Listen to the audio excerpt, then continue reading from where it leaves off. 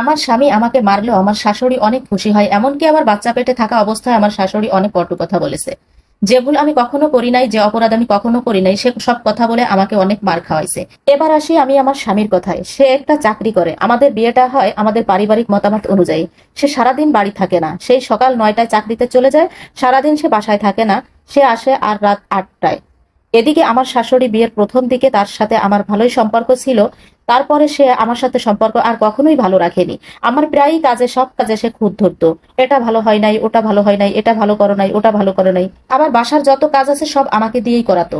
এরও একটা কারণ আছে, সেটা হলো আমার বিয়ের সময় আমার বাবার বাড়ি থেকে কথা দিয়েছিল আমার স্বামীকে ব্যবসা করার জন্য কয়েক লাখ টাকা দিবে, কিন্তু পরে আর সেটা দিতে পারেনি, কারণ তাদের আর্থিক অবস্থা খুবই খারাপ হয়ে যায়।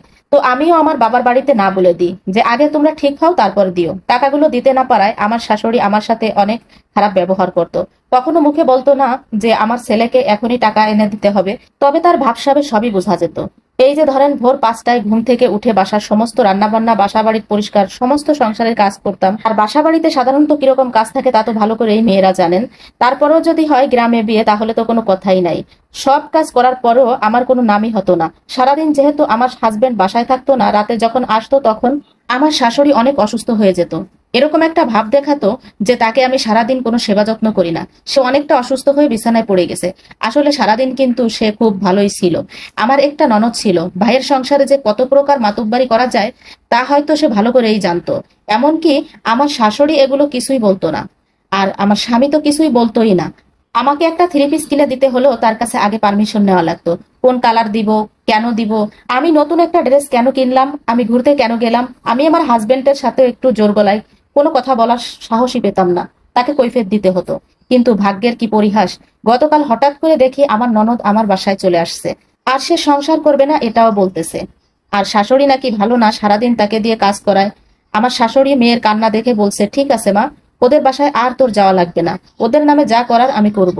আমার বর আমার ননদকে জিজ্ঞেস করলো, হ্যাঁ রে, তোরে কি মারে ওরা? ননদ বলল, সারাদিন হুকুমের পরে রাখে, কিছু একটা হলেই শাশুড়ি আমার সাথে ঝগড়া করে, আমার নামে গীবত করে সবার কাছে, স্বামীর কাছে বানিয়ে বানিয়ে মিথ্যে কথা বলে, আর স্বামী মায়ের কথা শুনে আমাকে মারে। জানিস ভাইয়া, আমাকে একটুও শান্তিতে থাকতে দেয় না। আমার কয়েকটা ননদ আছে, তাদের ছেলে মেয়ে আমাকে অনেক ডিস্টার্ব করে, মানে খুব বিরক্ত করে, আমি এগুলোও নিতে পারি না। আর এত সব কথা শোনার পরে আমি আমার শাশুড়ি এবং হাজবেন্ডকে বলেই ফেললাম, তাহলে তো তোমাদের নামেও আমার আইনের ব্যবস্থা নেওয়া উচিত। তোমরাও তো আমার সাথে কম কিছু করো নাই, আমারও উচিত আমার বাবার বাড়ি যে সবকিছু বলা এবং তোমাদের নামে মামলা করা। তোমার মাও আমাকে 24 ঘন্টা খাটায়, আমি অসুস্থ হয়ে খারাপ অবস্থা হলেও বলে আমি নাটক করতেছি।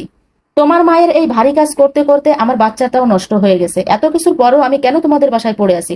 সবকিছু শুনে আমার বর আমাকে টেনে একটা চড় মারলো, বলে, তোর এত সাহস কেন? কোথা থেকে তুই এত সাহস পাইছিস? তুই আমার বোনের সাথে নিজের তুলনা করস?